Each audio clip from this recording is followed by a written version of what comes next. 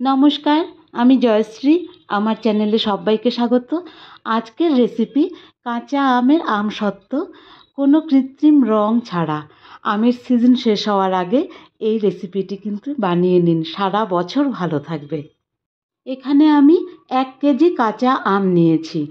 এটার খোসাটা ছাড়িয়ে আমি এই রকম টুকরো টুকরো করে কেটে নিয়েছি। এবারে একটা কড়াইয়ের মধ্যে 1/2 কাপ মতো জল দিয়ে আমি এই আমগুলোকে দিয়ে দেব। সঙ্গে দিয়ে দিচ্ছি 1 চামচ লবণ। এবার ঢাকা দিয়ে মিডিয়াম ফ্লেমে 10 মিনিট সেদ্ধ করে নিলাম। সেদ্ধ করে নেবার পরে দেখুন আমগুলো বেশ নরম হয়ে গেছে। এবারে আমি গ্যাস অফ করে এই আমগুলোকে নামিয়ে একটা গামলায় ঢেলে ঠান্ডা করে নিচ্ছি। ঠান্ডা হয়ে যাবার পরে ওই কড়াইটাকে আমি নিয়ে নিচ্ছি। এবারে এর ওপরে একখানা ছাঁকনি বসিয়ে নিচ্ছি। স্টিলের ছাঁকনি হলেই ভালো হয়, একটু শক্ত হবে তাহলে। ছাঁকনির উপরে এই আমের টুকরোগুলোকে দিয়ে এইভাবে হাতা দিয়ে জাস্ট প্রেস করে দিলে পরেই সম্পূর্ণ আমের যে কাঁচটা সেটা বেরিয়ে আসবে। আর দানার চারপাশের যে মোটা অংশটি সেটা আলাদা হয়ে গেছে। এই যে সম্পূর্ণ আমের পিউরিটা আমার রেডি হয়ে গেছে। আর ছাঁকনির গায়ে যেটা লেগে আছে সেটাকেও আমি নিয়ে নিলাম। এবারে গ্যাসের ওপরে বসিয়ে দিচ্ছি মিডিয়াম ফ্লেমে। আমি 1 কাপ চিনি অ্যাড করেছি আর 1 চামচ বিট নুন। এই দিয়ে আমি একটু ভালো করে প্রথমে মিশিয়ে নেব। ফ্লেমটা কিন্তু মিডিয়ামেই রাখতে হবে। চিনিটা সম্পূর্ণ গলে গেলে আমি এই অবস্থাতেই একটু সময় ছেড়ে দেব। এদিকে আমি কয়েকটা স্টিলের প্লেটের মধ্যে একটু তেল মাখিয়ে নিচ্ছি। এই প্লেটগুলোতেই আমি রোদে দেব। এদিকে আমের পিউরিটাও প্রায় রেডি হয়ে গেছে। এটাকে একটু চেক করতে হবে।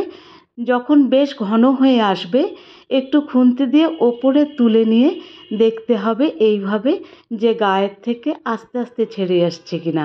যদি লিকুইড থাকে তাহলে আরেকটু জাল দিতে হবে। এই রকম হয়ে এলে আমি এর মধ্যে 1 চামচ চিলি ফ্লেক্স অ্যাড করে দিলাম। কেউ চাইলে শুধু লঙ্কা গুঁড়োও দিতে পারেন।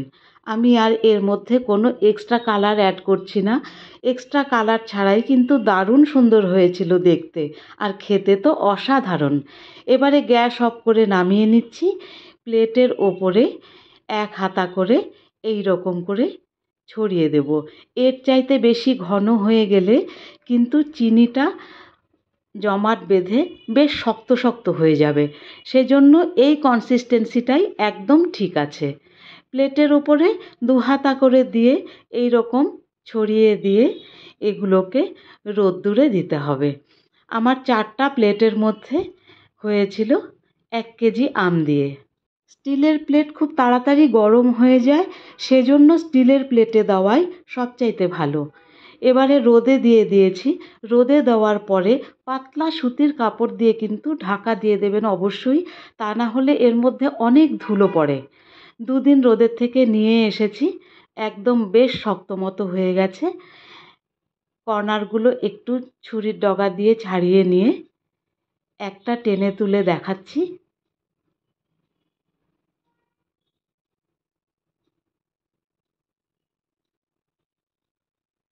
দেখুন কি অসাধারণ দেখতে আমসত্ত্ব হয়েছে, এক্কেবারে ট্রান্সপারেন্ট। একটু এয়ারটাইট কৌটোতে রাখলে কিন্তু সারা বছর এটাকে সংরক্ষণ করা যায়। আর কাঁচা আমের ফ্লেভার সারা বছর পেতে কে না ভালোবাসে বলুন। রেসিপিটি ভালো লাগলে একটা লাইক করে দেবেন আর কমেন্ট বক্সে অবশ্যই জানাবেন যে কেমন লাগলো।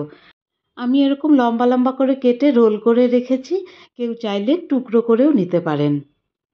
পাকা আমের আমসত্ত্ব তো সবাই খাই, কাঁচা আমের আমসত্ত্ব এভাবে রং ছাড়া একবার করে দেখুন, দারুণ লাগবে। ধন্যবাদ, ভালো থাকবেন।